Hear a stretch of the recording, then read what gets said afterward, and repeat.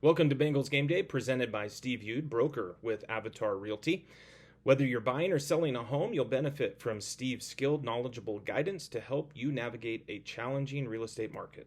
Give him a call at 406 439 5234.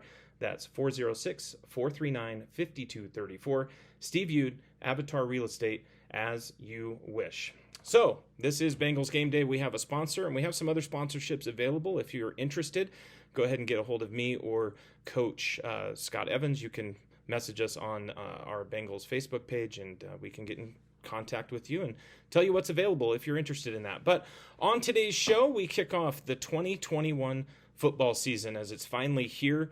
It seems like it's been a long time, and of course with COVID last year and some lingering COVID this year, some questions up in the air, but it's good that we're going to have games and we're going to have fans in the stands at least to start this and hopefully throughout the season. The Bengals will be on the road tonight as they will take on the Great Falls Bison at Memorial Stadium. You can hear that game on KCAP 950 AM in Helena or online at kcap.com. And the pregame show starts at 6:45, kickoff at 7 o'clock.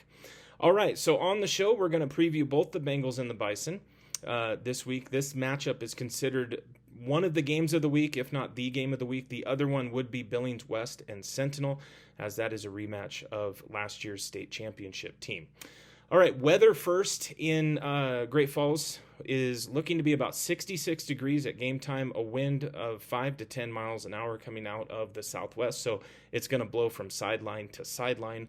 Memorial Stadium set up north and south with their end zones, and it is artificial turf, which Coach Evans, if you listen to the Bengal Beat, was pretty excited about to see how quick his players can move on that after practicing on real grass that's been pretty thick here, at least as the season has started, at least as practices have started. So, looking back really quick on the Bengals in 2020, they finished 2020 with a 6-2 record. They were 6-1 in the regular season, and they lost to Bozeman in the playoffs at Vigilante, so they went 0-1 in the playoffs. Some notable players that have departed: Ben Swanson, Jack Marseille, they've moved on.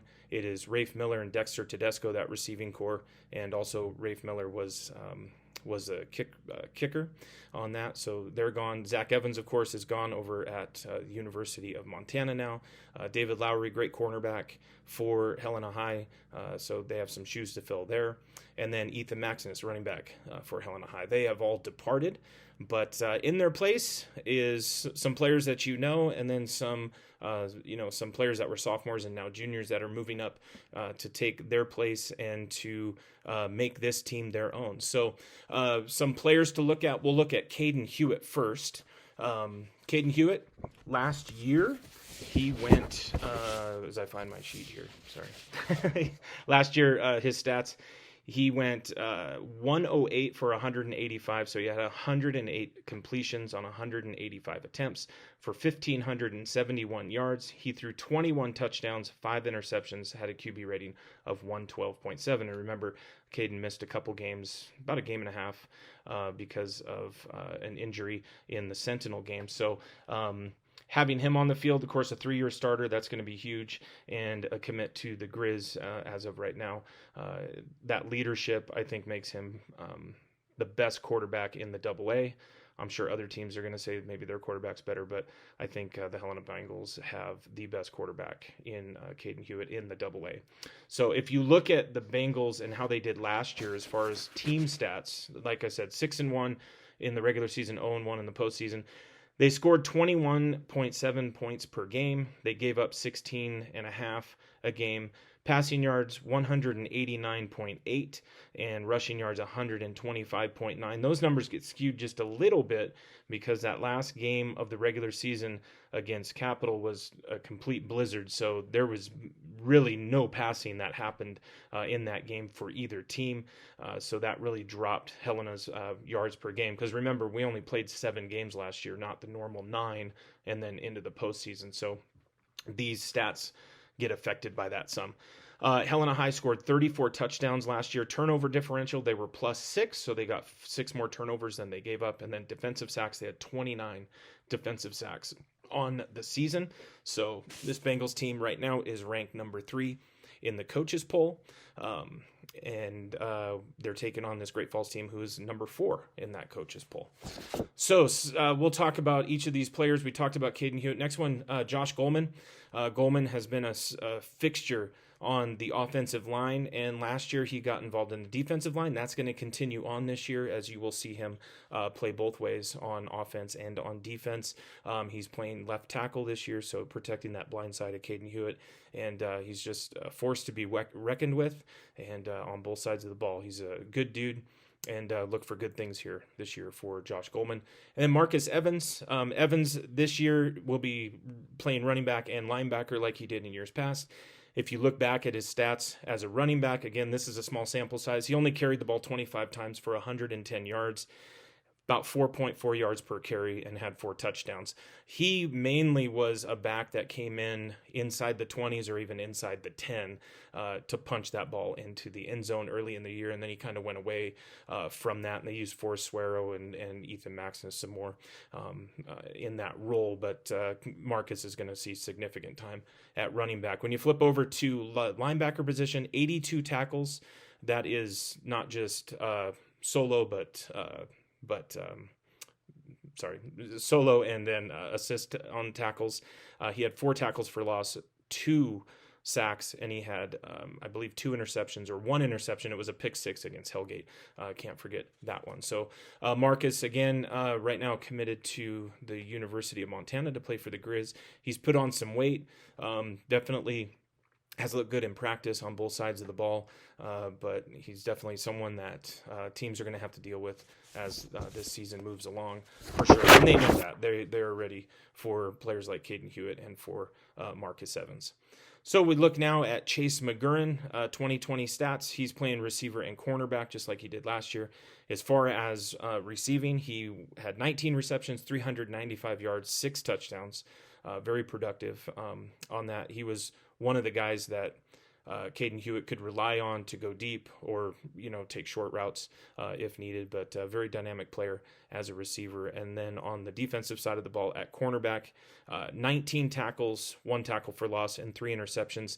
He was definitely one of the corners that teams would try to stay away from because of his athleticism and obviously being a receiver and then a corner, he can pick the ball, and he had 3 of them on the season. So a good year for Chase McGurran. Things are looking good for him, and pretty excited to see him on the field. He will most likely be the number 1 receiver in this set. He's going to be the guy they look to as he has the most experience at the receiver position at varsity, at least. If you look at our next one, Cade Schlepp, he's a receiver. He got some playing time last year. He had 110 yards and a couple touchdowns or 1 touchdown receiving. He's pretty good in the middle in that he was in that slot spot a lot, coming across the middle, made some really good catches and kept drives going for Helena High. So you're going to see more significant playing time from number 10, Cade Schlepp on that. Cade Holland, he saw time last season for Helena High in the running back position. He had just over 100 yards. He was averaging, though, like 8.7 yards per carry, but he kind of cleaned up games, kind of came in late in a lot of games. You're going to see him more as a feature back this year with him and Marcus Evans, and he's definitely someone to look at. He has a couple touchdowns on the year, but he ran between the tackles quite a bit in those games, but you could see him getting outside very quick, very aggressive, can take a hit, and we'll see what he can do. Another running back or fullback they're going to have is Woodland. Woodland is just a beast. He's a big dude. He's going to be on the defensive line, but they also have him in the depth chart in the backfield as well. So we'll see what he can do on the offensive side of the ball. We'll talk a little bit more about him when we get to defense. Along the offensive line, we talked about Josh Goldman, also Dylan Chrisman. He will be the right tackle, the junior, getting his first real starts at the varsity level. He played a lot in varsity, but he'll be starting every game, barring injury, this season for Helena High. So good things for him. He has a good size, I believe 6'5", big dude. We'll see what he can do. And then last, of course, Forrest Suero. Forrest Suero, offense and defensive line this year. He'll go back and forth. He had to change his number from 91 back to 54. to be able to do that. But in his defensive stats from last year, 54 total tackles. He had 12 tackles for loss, 4 sacks, and 1 fumble recovery. And he's definitely someone that teams are going to have to really focus on and really block well, because Forrest is deceptively quick. You don't really see it. If you've watched him play baseball, you kind of think, man, this guy can't be fast around the bases. And the way he runs, he doesn't really have a long stride, but he can get places pretty quick. So that can really fool some defenses or some offenses if they're not careful about that.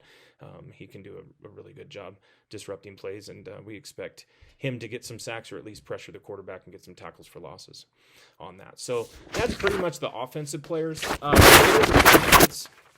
Some of the players that need to be mentioned, Devin Lorenz. He is one of the safeties. He's honestly someone people don't talk enough about, I don't think. He's very quick. He's aggressive. And, on the season, I believe last year he had a couple interceptions, but he was someone that Helena High could really count on in that defensive backfield, and we expect more of that this season from him, but very good player. Coulter Petrie, if you remember, he filled in for David Lowry when Lowry was injured last season. He had a pick 6 and saw significant playing time, not just starting when Lowry was out, but also coming in and giving him some rest. And Petrie's been fantastic in that cornerback position, or in that safety position rather. So I would think more of the same. He's tall, he's quick. He's also going to be on the receiving side of the ball, on the offensive side of the ball as a receiver. So you'll see Coulter Petrie out there quite a bit, and good hands, plays very sound defense. And then like we talked about, Woodland on the defensive line, he's going to be in the backfield, but on the defensive line, just watching some of the drills they did, he can really disrupt the offensive line, and especially if there's some inexperience there. He's just a sophomore. He's a very big sophomore, and pretty aggressive again. So like to see what he can do on that defensive line. And then Carson Anderson, he will be one of the cornerbacks, and again, he'll be on the offensive side of the ball at receiver at times too, but a cornerback. And he'd probably brag to you that he picked off Hewitt last week in the scrimmage, even though he may have known what play was coming, maybe. But either way, he got the pick. So Anderson, pretty good hands, pretty fast. And we'll see what he can do. So that's basically the overview of Helena High. All right, so we'll jump over to the Bison really quick and look at their 2020 season and go through some of their key players. The Bison last year, 3-3 in the regular season. They were 1-1 in the playoffs. They had one game canceled during the regular season for COVID. That was against Belgrade. If you remember, Belgrade lost out on, I don't even know how many games. It was several games from COVID. So the Bison were one of those teams that didn't get a game against them. On the season, they averaged 34.5 points per game. Defense, though, they gave up 30.5 points per game. Passing yardage per game, 176 yards, just under 177. Rush yards, 151. TDs, they had 30. Turnover margin's big. They were plus 14, so they definitely are a team on the defensive side of the ball who's really going to go out and be aggressive and try to get turnovers on the opposing offense. And then defensive sacks, 22. They're ranked 4 in the coaches poll that Anthony Knockreiner put out this last week, where he was able to get a hold of all the coaches. And just so you know, I know Anthony pretty well. It took him like 2 months to get that whole thing taken care of. So Anthony did a great job on that. Sure appreciate it. And we'll see what else he has in store. Great Falls, they have 5 starters returning on offense, 4 returning on defense. The big name that you're going to hear over and over all season long, and really for this season and next season, is going to be their quarterback, and that's Reed Harris. He's a big dude. He's 6'5". He's 200 pounds. He's a lot of people consider him probably the best athlete, not only on Great Falls, but maybe in the state. You have to think of Taco Dowler and some other guys too, but he's going to be someone that teams are going to have to really deal with, not just this year, but next year. Last year on the season for Reed Harris, he completed 118 passes of 190 attempts for 1,335 yards, 8 touchdowns, but 10 interceptions. So I'm sure he's done some camps this year and different things. So I'm sure that's one of the areas they're really trying to clean up with him. The flip side with him, though, is he is a running quarterback as well. He carried the ball 93 times for 551 yards for 7 touchdowns. So he is not just a pocket passer. He's not somebody that can't run. He can really run the ball, and he's a big guy that Helen is going to have to deal with and try to take down. And if you get him in the backfield, doesn't mean you're going to get a sack on him or anything like that. So Reed Harris, he will also be playing on the defensive side of the ball. He's going to be playing outside linebacker. At least that's how it looks on the depth chart. So he will be a two-way player. And a lot of teams do two-way players, but it's not very often they do quarterbacks as two-way players. It's happened in the past. I know Billings Sr. did it with Askelson. And I think they did it with Nate Dick as well. But I know they've done it. I know other teams have done it. But you don't see it nearly as much maybe as you used to. But Reed Harris will be playing both ways on offense and defense. So that's going to be the guy that Helen is going to have to key on. The whole offense is going to go through him. If they do hand the ball off, it's going to go to the running back, Ryan Crea. He carried the ball 97 times for 504 yards, 7 touchdowns, 5.5 yards per carry. But he also is pretty good at receiving the ball. They kind of do swing passes to him. When I watch the film, they're kind of hitting him on swing passes more than anything. But 26 catches, 210 yards, and 2 touchdowns. Crea, when I watched on video, he tended to run in between the tackles more than outside the tackles. But he's a big guy, so he's going to be able to take some hits on that. So Helena High's going to have to be pretty vigilant to get him in the backfield before he can get really going. And Helena, the defense has had a tradition of being able to do that. If you look back to Jake Rendina, last year Helena High held him, I believe, to just 60 yards, and he's one of the best running backs in the AA from last year and carrying into this season. And he's a workhorse. He's a big dude. So Helena High has some history with really slowing down the run game. If they can take that away, it's going to make Reed Harris have to throw the ball, and I think Helena probably feels better about their chances of him throwing to see if they can pick off those passes. When you flip it over to the receiver side, they lost Torgerson. They have some guys, but nobody has really any big stats at the receiving position, so some question marks there, possibly for people that aren't watching a lot of film. Watched the scrimmage some, but didn't really make out who some of the players were, because different numbers and different stuff like that. But we'll see what they have at the receiver position. Defensive side of the ball, they got some guys who had really good seasons last year. Zach Newton, 84 total tackles, 16 tackles for loss. Devron Brewer, he had 44 tackles and 4 interceptions.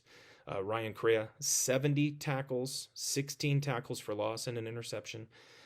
Rafe Longen, he had 48 tackles, 6 tackles for loss, and 3 interceptions. So they had 17 interceptions last year as a defense. So definitely a team that can pick off the ball, and you're looking at just talking about 3 of these guys have 8 of those 17. So while they only have 4 coming back on defense, those are pretty much the 4 that are coming back, and between them they have over almost half the interceptions for them. So, and like I said, Reed Harris will be playing running back this season. So that's the overview. That's what it looks like.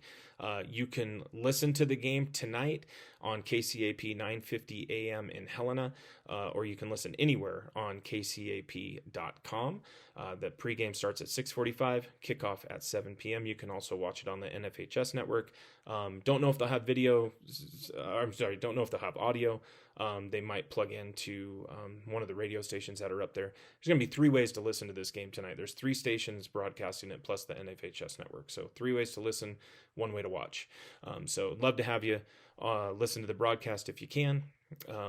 And even better if you can come out and watch the game, especially now where the the limits are released on how many people can watch the game. So we're hoping for a full house tonight up in Great Falls. Of course, if you're watching this, you're probably watching it on Facebook. You can follow us on our other social media pages on Twitter and Instagram. Just look up Helena High Football and you'll find it there. And yeah, we do some fun stuff on Instagram. What you find out about social media is Facebook is for the parents, Twitter's for the media, and Instagram's for the kids. So it's a very unique thing with social media, but a lot of fun. All right, well, we'll see you tonight, 6:45 for pregame on KCAP 950 AM, kickoff at 7, and we'll hope you join us. Until then, go Bengals.